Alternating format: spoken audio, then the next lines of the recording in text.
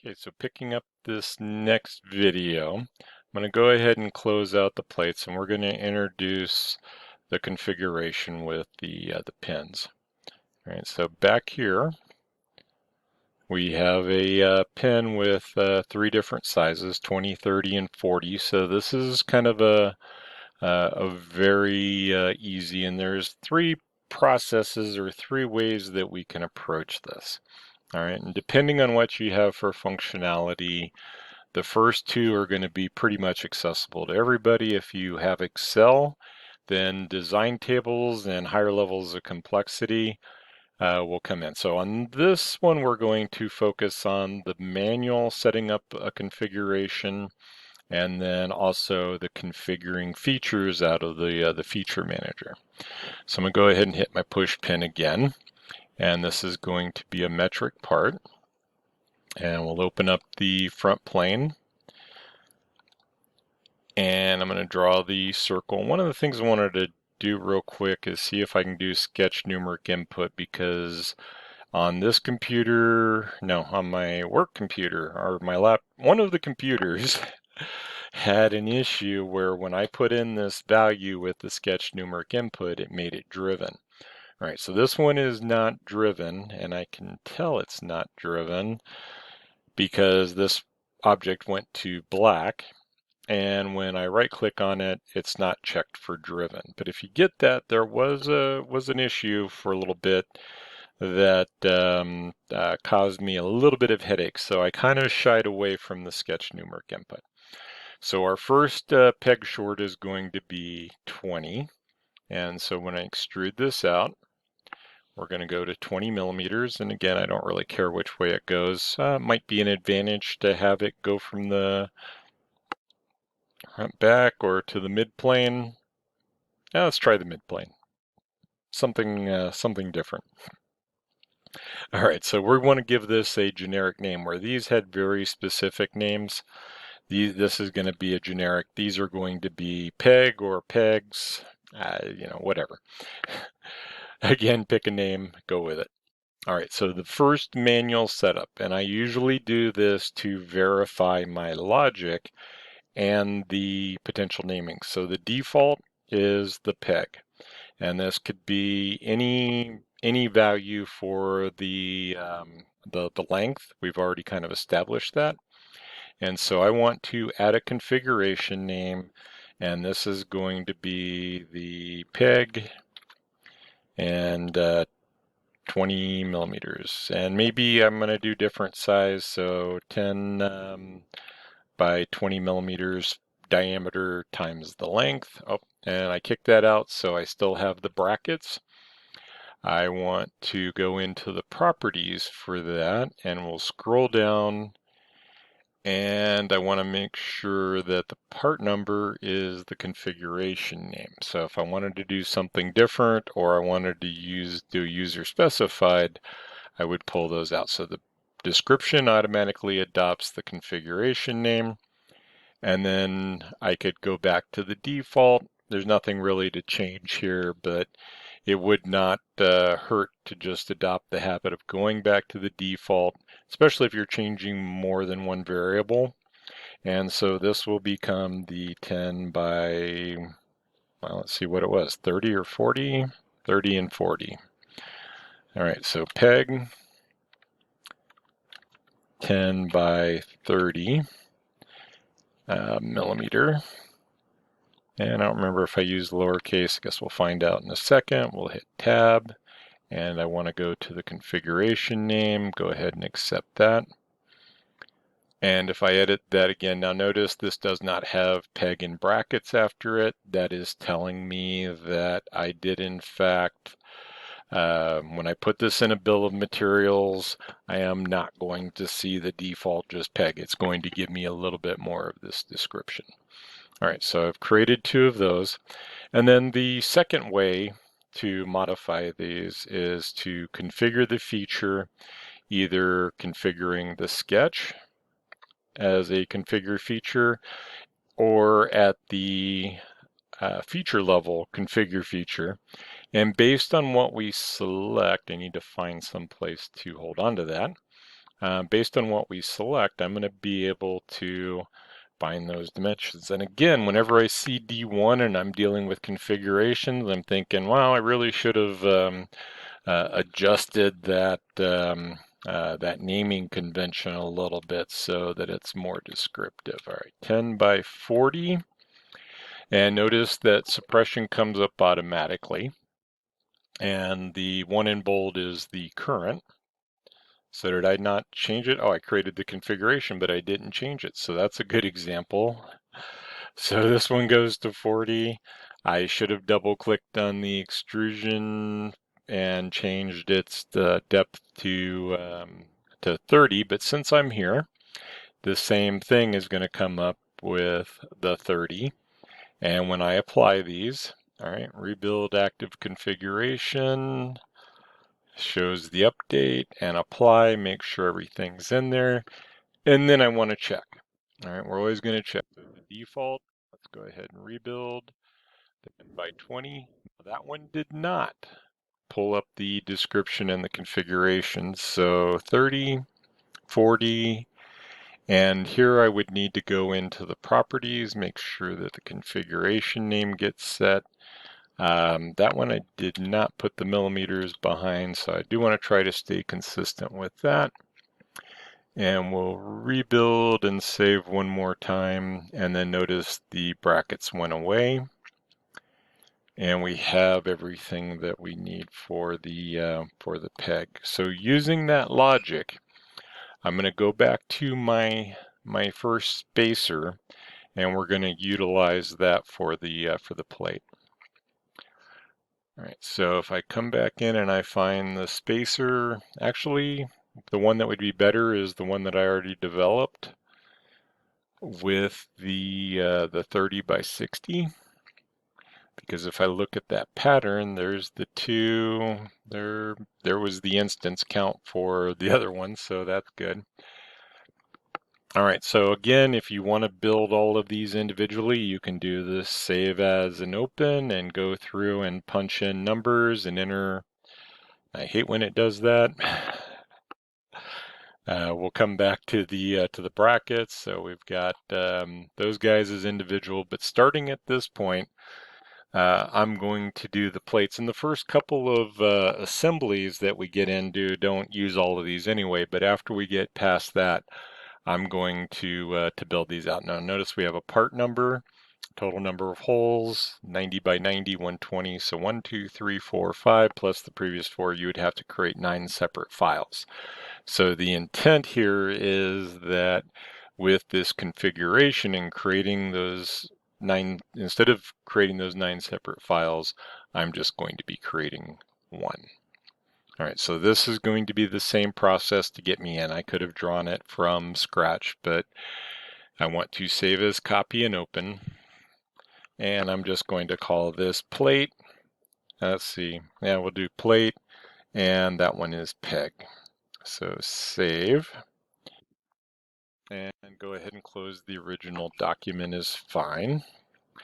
All right, so we have to set up a configuration, and we're going to need to do the same name. So this starts with this one, but let's add the configuration for the plate, and 30 by 30 first.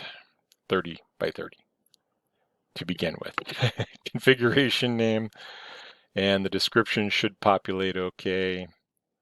I can't remember if I did all caps on the configuration. Might as well stay with those. Helps me to differentiate a little bit.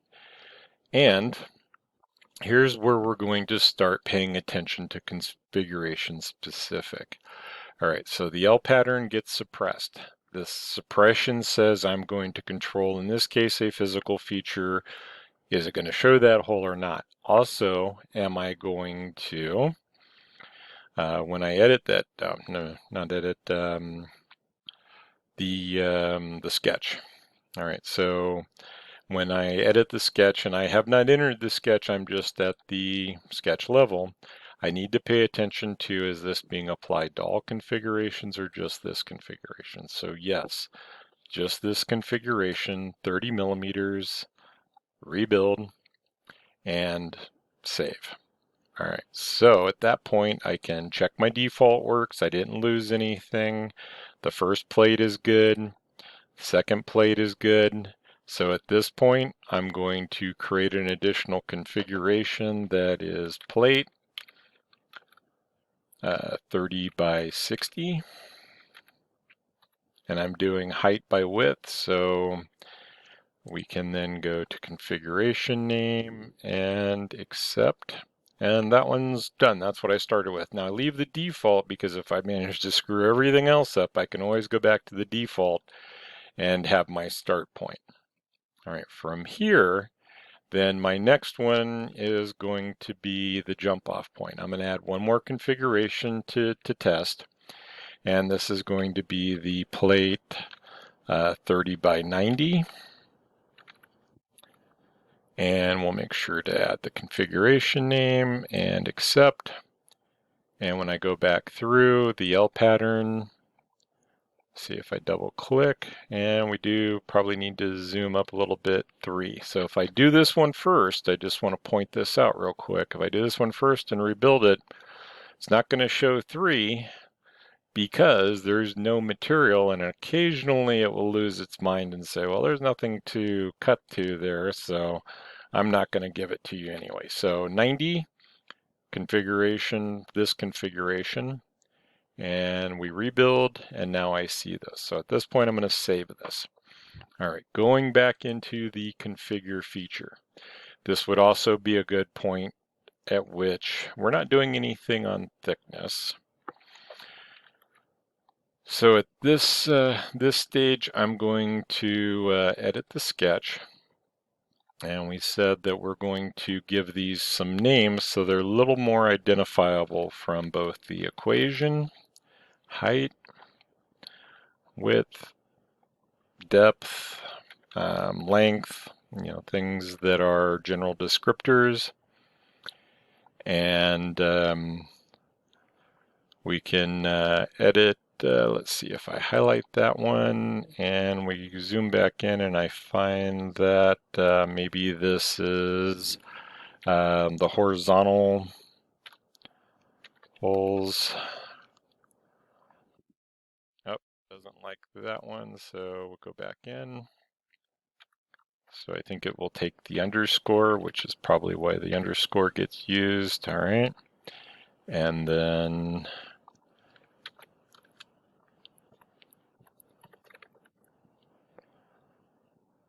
all right, so now if I go back in, again, if you don't have the equations shown just yet, when we start, we'll be able to see those in the list as they become a little more functional. So the separation, I believe the separation stays the same with all of these. So the spacing, the diameter, the thickness. All right, so D1 at box extrude, that would be the thickness of the part. 10 millimeters would be the diameter of the hole, 15 millimeters is off of the corner. And then the first L pattern, we apparently haven't set that one yet. So we'll have to, when we start building up, we'll have to verify that that one, let's see, did it pick up? Yeah, no, one that way, and then this is the spacing for them. So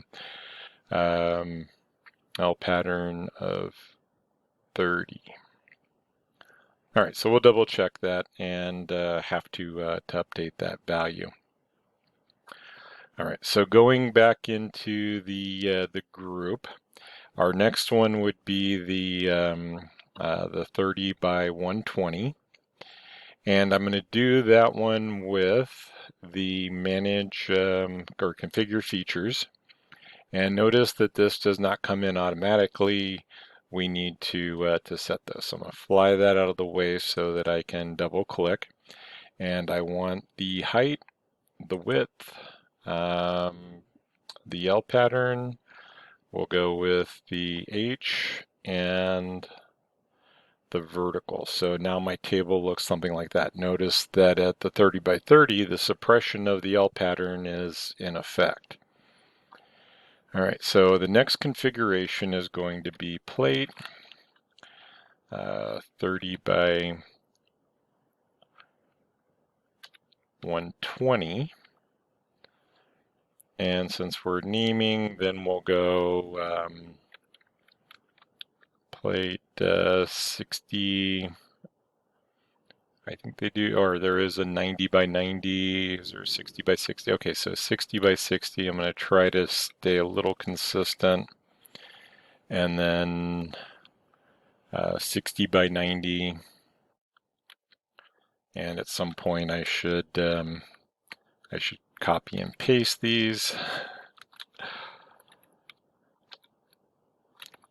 So if I wanted to, I could Control C, and we'll hit V, double click, make sure everything's selected. Yeah, I thought I could paste it. Let's see, Control V, no? Didn't like something I did there. So 60 by 90, 90 by 90, and then plate 120 by 120. So let's see if we have a total of 9 here. 1, 2, 3, 4, 5, 6, 7, 8. What did I miss? The 60, 60 by 120. All right.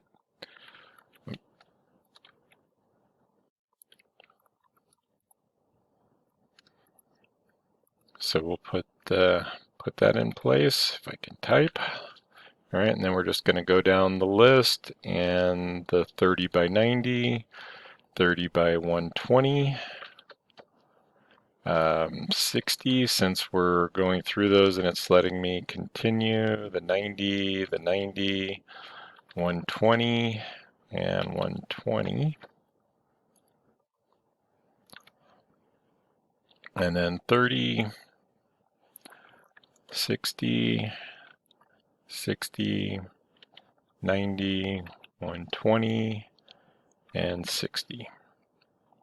All right, so on the pattern, if we're staying with these guys, the one that I want to check first, so the 30 by 120 is the one that we have not tried out, and we know that there's going to be 4 holes in that group. Okay, so when I go to that one, and we'll rebuild, then again, the configurations did not update all of those, and my naming's just a little inconsistent. Maybe I put zeros in there if I want them to be in the exact order. Other than that, it doesn't necessarily matter. All right, let's find the 30 by 120. So that one looks good.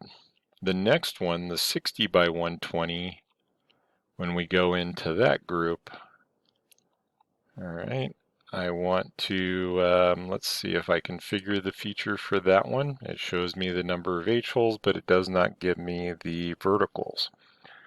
So if I double click on that one, grab that one, then I want to go 4 by 2. And all right, so the 4 by 2 generates an error because, well, more than likely, let's, there's the cut extrude. Let's edit the feature. So the spacing of 10 millimeters, and that particular spacing generates a 0 thickness at 2 points, so it's definitely not happy with that one. So edge 1 is okay, but edge 2 has a little bit of a failure. Now this would still be that 0 thickness, and I kind of commented on the spacing in the equations. This is why that spacing was kind of an issue. All right, so that being the case, we should be able to go now through up to the 120 by 120 and see that we're okay, sort of okay. But the spacing should stay the same now. We have the direction, we verified those, so I can go back through and configure the feature. And I'm looking for all of the bigger sizes. So 60 is going to be 2 by 2. And the 60 by 90 is going to be 2 by 3 should be okay. And the 90 should be 3 by 3. Okay. The 120 should be 4 by 4. And let's see if I'm staying consistent. 3 by 3, 2 by 2, 2 by 4.